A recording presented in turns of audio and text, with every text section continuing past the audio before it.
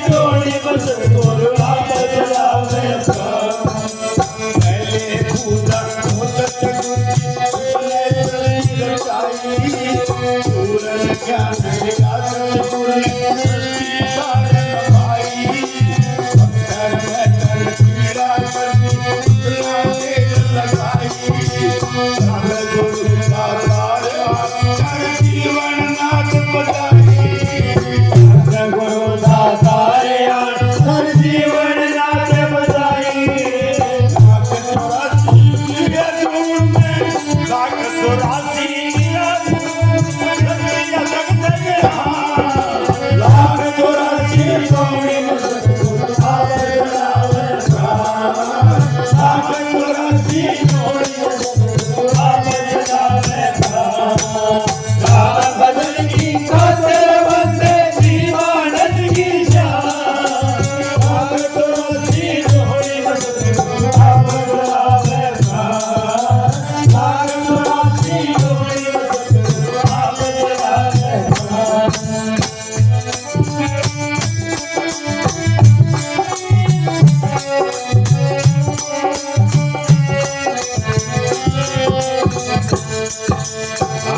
गर्भवास में बचन भरा ये आत्मा माता के गर्भ में सदगुरु को वचन दे के आती है। जब इसका जीव का शरीर पूरा होता है तो कहती कि मालिक अब मेरे को बाहर भेज दे, मैं बाहर जाकर तेरा नाम जपूंगी, मैं यहाँ इस घोर कुंड में रह नहीं सकती। तो सतगुरु इसको बाहर भेजता है कि भाई परमात्मा का नाम जरूर जपना। जी मैं नाम जरूर जपूंगा। लेकिन जैसे ही आत्मा बाहर आई तो इसकी काल की माया ने इसके ऊपर अपना पर्दा डाल दिया। ये माँ पिता की गोद में चढ़ी, बहन भाइयों की गोद में चढ़ी, चाचे ताओं की गोद में चढ़ी, जो वचन दे के आई थी भूल गई और दुनिया के अंदर अब मारी मारी फिरती है। इस प्रकार आत्मा संसार में आके कर्म धर्म करने लग गई, तीर्थ व्रत करने लग गई, परमात्मा को भूल गई, परमात्मा का रास्ता भी भूल गई, नाम भी भूल गई। इस प्रकार ये काल के जाल में फंस जाती है। ओ गर्भवास में वचन भरा भूला भाई है, माया खगन के जाल में फंस उम्र गवाई है। गुरु सिमर के पार उतर जाओ सताई है, टीका ने भी काम बजाने न मुक्ति पाई है। टीका ने भी नाम बजाने मुक्ति पाई है।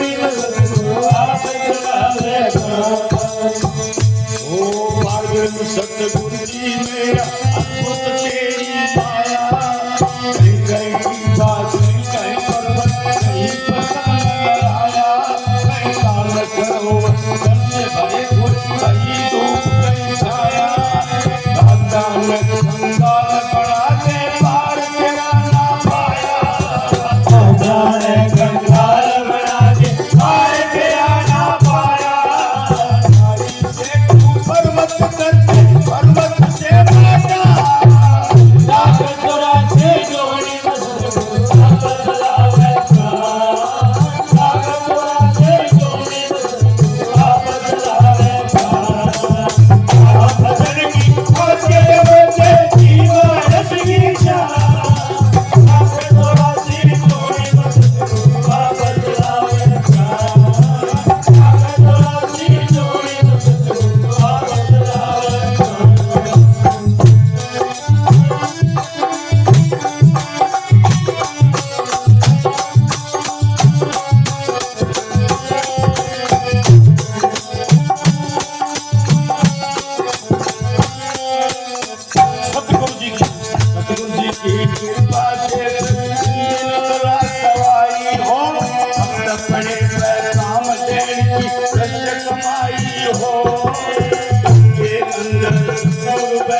शब्द दिखाई हो हाल से नाम दवाई हो हाल से बचने की घात नाम दवाई हो संत मिले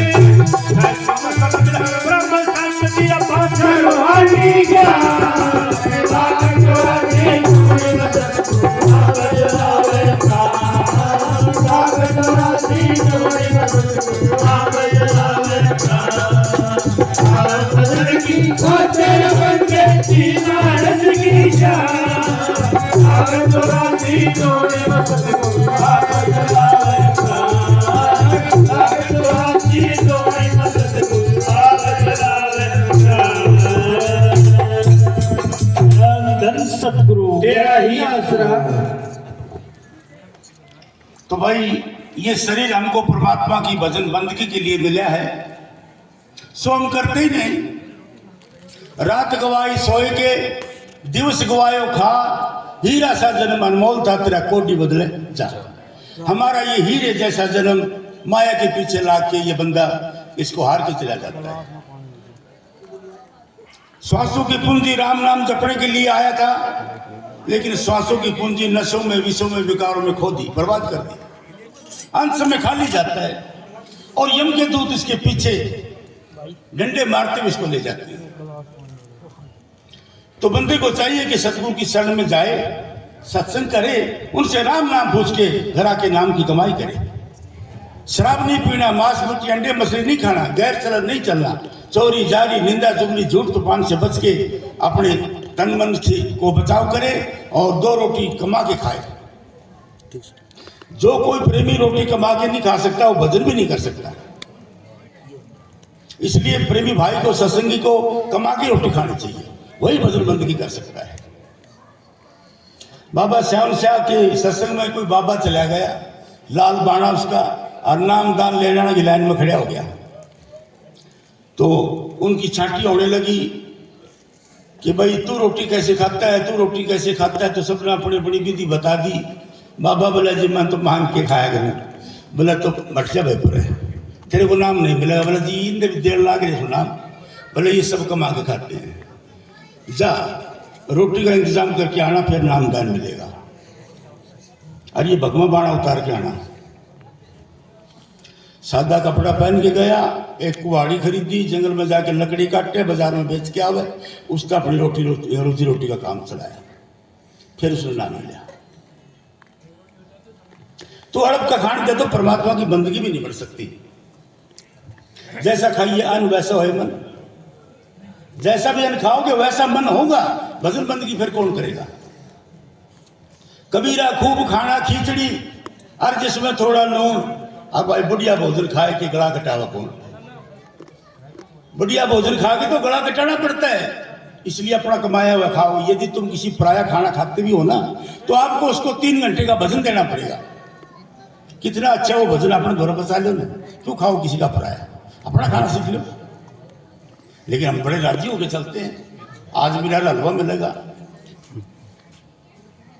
नहीं। अगर किसी का खा भी लिया तो घर आके उसका भजन दो, नहीं तो वो भोजन तुम्हारे पेट में कौन कोई बीमारी लगा देगा, देख लेना।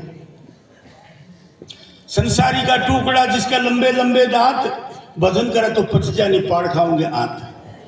भजन करा तो टुकड़ा पच जाए नहीं तो आत्मा में बीमारी लग जाएगी। तो संतों ने बड़ा सोच सोच के अन्न पानी खाया है संसार का, और भजन बंदगी ही करी है, और वो भी अपनी कमा के। कबीर साहब जी जुलाए जाति में खड्डी बुना करते हैं, रविदास जी हरिजन जाति में चमड़ा काम किया करते, कमा के खाते थे। उनकी पीपा राजा मीराबाई उनके शिष्य थे। तो इस तरह संत कहते भी कमा के खाओ, राम नाम जपो। गुरु नानक साहब कितने बड़े संत थे, करतारपुर में हल चलाया, खेती बाड़ी का काम कराया, नाम जपाया, नाम जपाया। तभी संतों ने कमा के खाया है, नाम जपाया है, नाम जपाया है। तो राम नाम तुम्हारे अंदर है, उसका भेद मिलेगा संतों से। संतों से भेद लेके राम नाम को कमाओ, राम नाम को प्रकट करो हृदय में, कालजाल से छूट जाओ, शांति मिल जाएगी, जनमन से फिर छूट जाएगा। नहीं तो संसार में बड़े बड़े सूरवीर बलकारी राजा महाराजा होकर चले गए, रोंदे गए बिना नाम के बिना, क्योंकि काल नहीं छोड़ता किसी को भी। काल ने तो वैसे संसार की प्रबंध करने के लिए अपने अवतार भी भेजे हैं। जैसे त्रेता युग में रामचंद्र जी आ गए, द्वापर युग में कृष्ण जी आ गए। थे कौन वो? काल के तो अवतार थे, परमात्मा के घर से नहीं आए थे, काल के अवतार थे, विष्णु के अवतार थे, दोनों के दोनों। नाम जपाया, वो एक ने सीताराम जपा दिया, एक ने राधा कृष्ण जपा दिया। तो इनका भाव क्या परमात्मा इसका मतलब शादी करवाता है? परमात्मा तो अनजाया है, उसके शरीर नहीं है, वो निराकार है। तो फिर ये सीता और राधा उसके आगे किस तरह आ गए? ठीक है ना। रविदास जी ने अपनी वाणी में बोला है, साधो भाई राम हमारा न्यारा, ना वो आवा ना वो जावा, ना लेता अवतारा, ना वो मारा ना मरा, किसी ते जन्म मरण ते न्यारा, साधो भाई राम हमारा न्यारा। कबीर साहब ने लिखा, जग में 4 राम, इस संसार में 4 राम है, पर 3 राम व्यवहार। एक राम नित्य सार है जिसका करो विचार, एक राम दशरथ घर डोले, एक राम घट घट में बोले, एक राम का सकल पसारा, एक राम परम संतों का न्यारा। तो जो परम संतों का राम है वो हमारा आत्मा का नाम है, और वही आदि जुगादी है, वो जन्म मरण में नहीं आता, ना वो जन्मे तो ना वो मरे, वो राम है हमारा। उस राम का गीत गाने के लिए संसार में संत महात्मा आते हैं, और हम सबको उसी के साथ जोड़ना चाहते हैं। अब ये राम तो कोई सतयुग में आ गया, कोई त्रेता में आ गया, कोई द्वापर में आ गया, हो के चले गए। अरे वो तो सदा का है, जब सृष्टि की रचना नहीं थी तब भी वो राम था, जब सृष्टि खत्म हो जाएगी तब भी वो राम रहेगा। उस आदि जुगादि परमात्मा का ध्यान संत महात्मा कराने के लिए आते हैं।